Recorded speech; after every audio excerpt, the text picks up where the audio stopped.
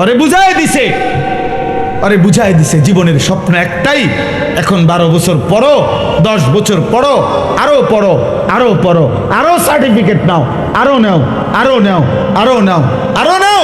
আগামীতে ভালো চাকরি হবে, একটা সামাজিক স্ট্যাটাস হবে, একটা ভালো ফ্যামিলিতে বিয়ে করতে পারবে, একটা বিল্ডিং করতে পারবা, আশা করি 50-60 লাখ টাকা দামের একটা গাড়ি চালাইতে পারবা, এবং একটা সামাজিক অবস্থান নিয়ে দুনিয়ায় সম্মানের সাথে চলতে পারবা।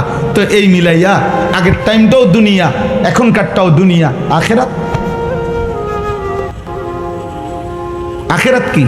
টাকা 30,000, অসংখ্য বড় লোক, ভদ্রলোক, অসংখ্য জেনারেল শিক্ষিত, অসংখ্য সম্পদশালী ব্যক্তি সবাই মিলে মনে করে আখেরাত মানে হইল কিছু দান সদকা।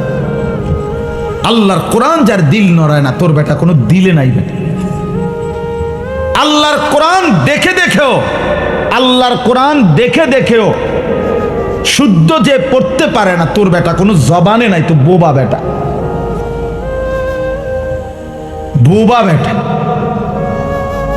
আল্লাহর এত কোটি কুদরত চারিদিকে থাকার পরেও যে চোখ আল্লাহকে চেনে না, তোর কোনো চোখে নাই বেটা, তুই অন্ধ বেটা। তুমি বুঝছো কেবল জীবনের মানে খাও আর পেশাব করো আর যৌন চাহিদা পূরণ করো আর ঘুম যাও। এক বেলা উপার্জন, আরেক বেলা বিনোদন। কোটি কোটি মানুষের জীবন এমন, এরা বুঝছে এটাই। এক বেলা উপার্জন করবে, এক বেলা বিনোদন করবে। অর্থাৎ 8 ঘন্টা 10 ঘন্টা ডিউটি করে, চাকরি হোক, ব্যবসা হোক, দোকান হোক, মাথার ঘাম পায়ে ফেলে উপার্জন করছে।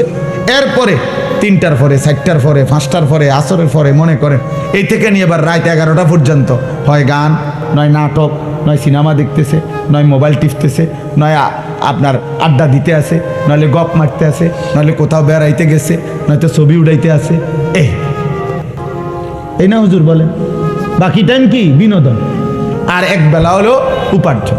খালাস। এই দুয়ে মিলে প্রতিদিন রাত যায়, ভোর হয়, সন্ধ্যা হয়। এই দুই একটা লাইন কথা চালাকি করে আপনি দুনিয়া চলে যাইবেন।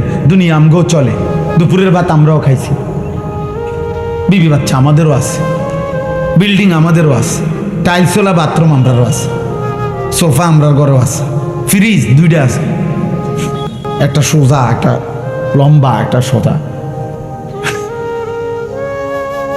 দুনিয়া তো সবাই ভোগ করে রে আব্বা, দুনিয়া তো জন্তু জানোয়ারও ভোগ করে রে বাপ। আখেরাত কি হবে সেটা না বলো।